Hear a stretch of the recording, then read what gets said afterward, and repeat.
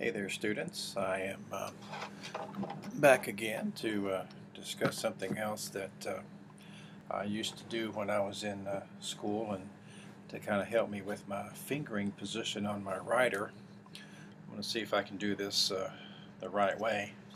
You know, when I put my keys here on the keyboard, I kind of like to have my fingers kind of bent a little bit so I can kind of go down on the keys as opposed to having them more flat when I write.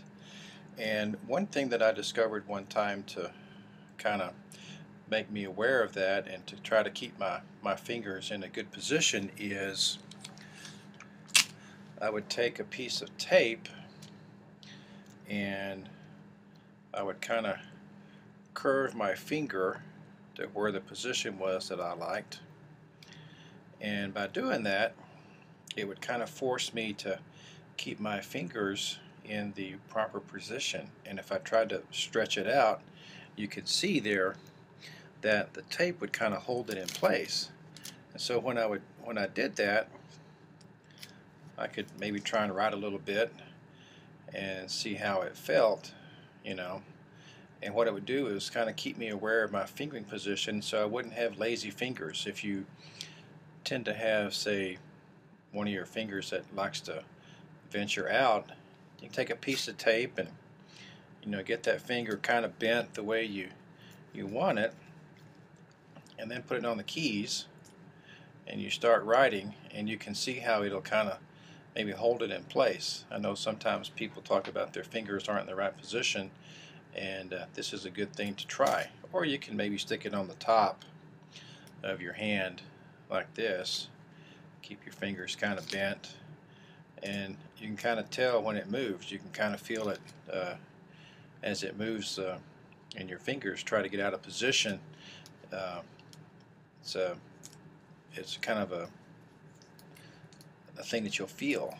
And so I posted this once before, but I can't find it, and I was trying to find it, but I figured I'd just do it again. So try to keep your fingers in a comfortable position so you can go down on the keys. And I tend to do it more like this than to keep them out flat. My fingers are long anyway, so I kind of have to bend them anyway. But I think if you keep your wrist straight, keep your fingers kind of bent, and then you can push down on the keys. And you can see I don't have a lot of movement on my keys to begin with. I like my stroke to be very shallow, but even if you like your stroke to be a little bit deeper on your keyboard, I think it still kind of bodes well to try to keep those fingers kind of bent like this and kind of in the center of the keys, and don't let your finger try to drift off. And wanted to throw that out there to see if maybe some of you might have that problem, and maybe this might help you try to remedy some of that.